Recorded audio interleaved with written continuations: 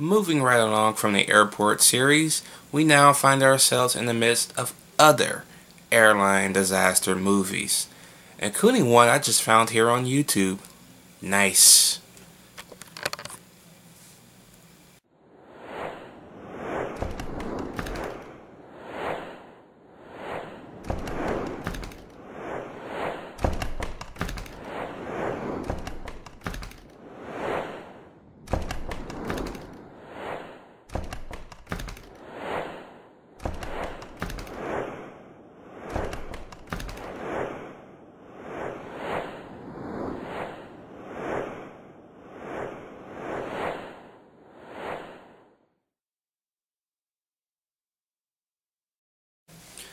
Skyjacked is a 1972 disaster film, of course.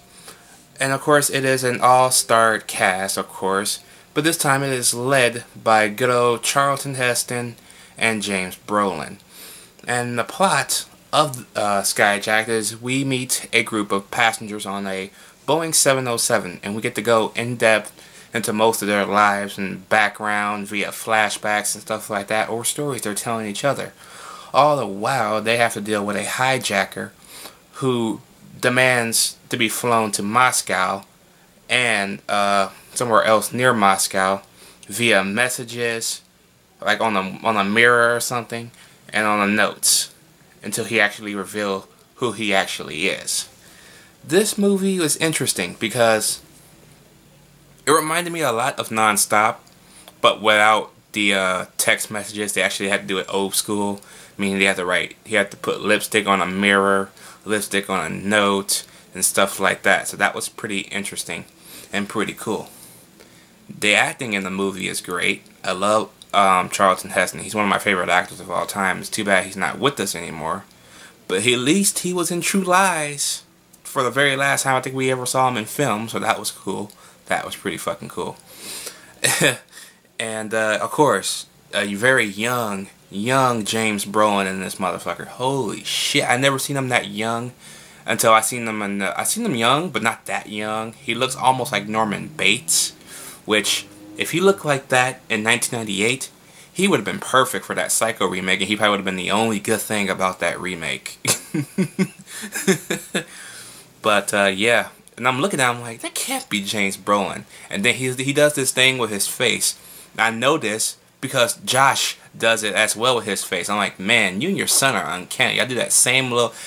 It's something they do with their face where their eyes get all big and stuff like that, and it reveals like how they actually look. Because he looks completely different before he does that with his eyes. And I know Josh Brolin did it too in a movie I was watching before. I'm like, man, y'all look just alike. That is awesome. That is fucking awesome. But yeah. That's not a bad idea. Put him as Norman Bates in the remake. That way we can watch that 98 one out of our mouths. But yeah. I would say I like the special effects, but it's not really special effects. It's more like classic old school airplane flying and airplane scenes. Even though it came out 2 years after Airport, which you can clearly see that the Boeing 707 was on strings in certain scenes. This one looks like it took realistic airplane footage of a Boeing 707 flying around. That was cool. That was actually cool. So I have to give him some credit for that one. All in all though, if you like classic mystery thrillers plus disaster films all together, this is a perfect watch for you. But it's kind of funny that they put this in the disaster film genre when there's not much disaster in there. So I'm like, shouldn't this be like just a mystery thriller, if you will? That's what it really is. But I digress. So I love Skyjacked, but I don't love it as much as I do the first Airport. The first Airport is iconic. But Skyjacked is going to get a B+ from me. Let me know what you guys think about Skyjacked down below. Did you like it? Did you hate it? And I'll see you guys in the next airline disaster flick.